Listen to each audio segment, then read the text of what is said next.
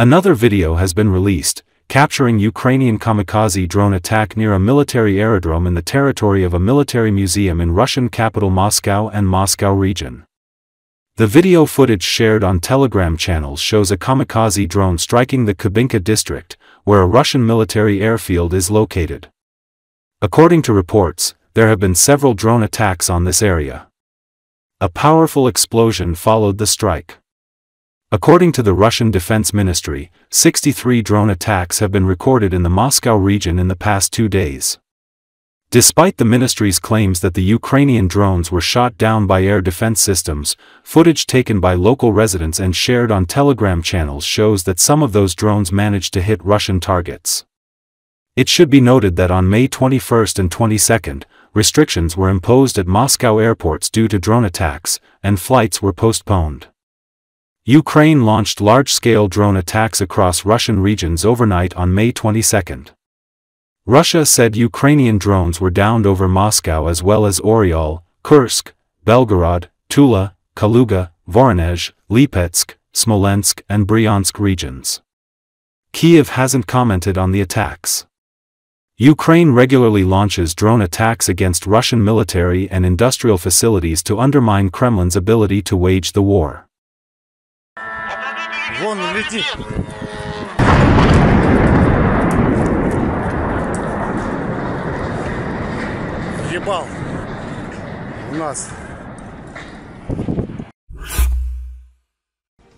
Russian President Vladimir Putin has redirected his entire economy toward military production, in the manner of the Soviet Union or Nazi Germany. He has created a regime so repressive that people are afraid to use the word war in public. He regularly sacrifices hundreds or even thousands of men to gain 100 yards of territory. What that looks like to other people can hardly be of much interest to him. This was written by Anne Applebaum, an author of The Atlantic. For all those reasons, Ukrainians believe the war will continue and the prospect no longer scares them.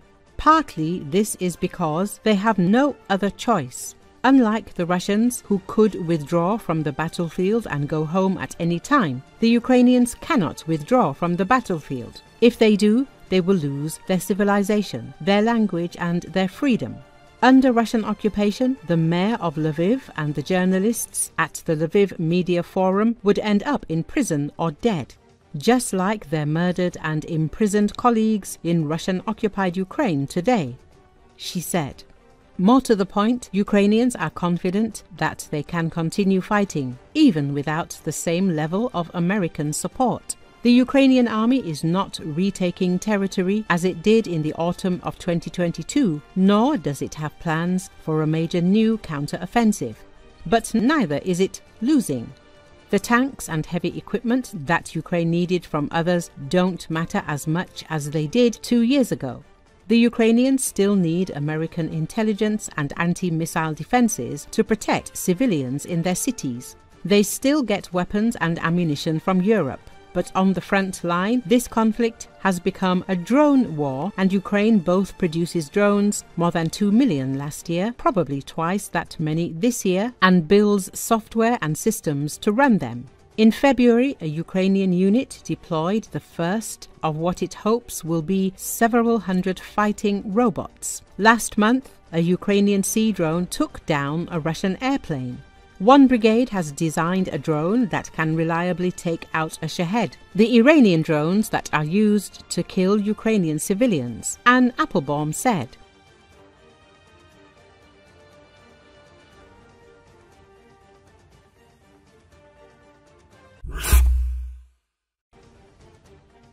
Russian MP, participant of aggression against Ukraine, Alexander Borodai, made a frank confession about the so-called SVO. He openly stated that the RF is waging a war of conquest and is not going to stop.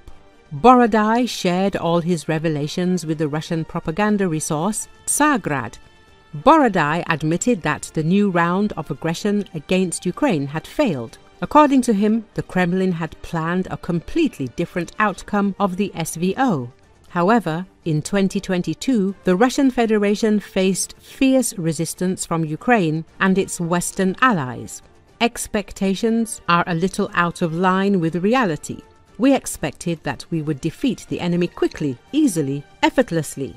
In weeks, in the worst case, in months, and even then we thought that it was a very long time, that the territories in our hands would be completely different, not the same as now. Of course, it is difficult for us to imagine leaving the hostilities without Kherson, Odessa, Nikolaev.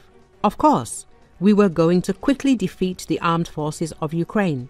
But as a result, we had to fight the United West. They held out. Yes, over the past 3.5 years.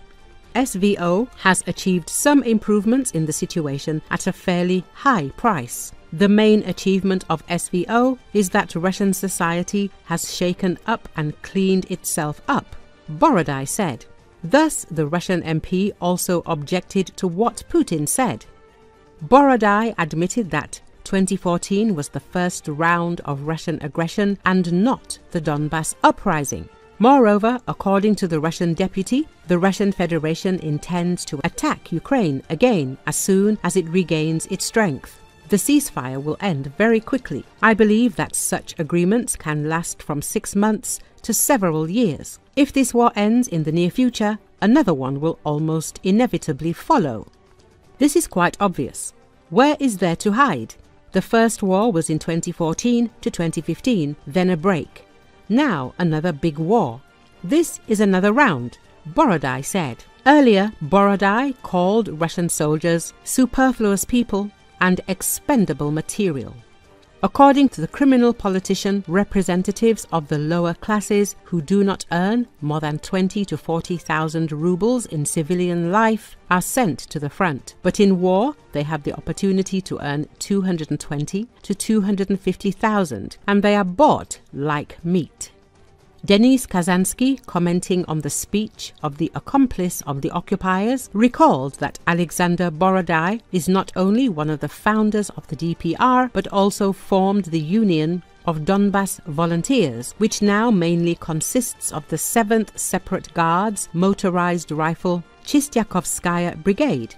Borodai, on paper, is the commander of the said brigade. Kazansky emphasized that while humiliating and demoralizing Russian soldiers, Alexander Borodai is an army officer and a State Duma deputy.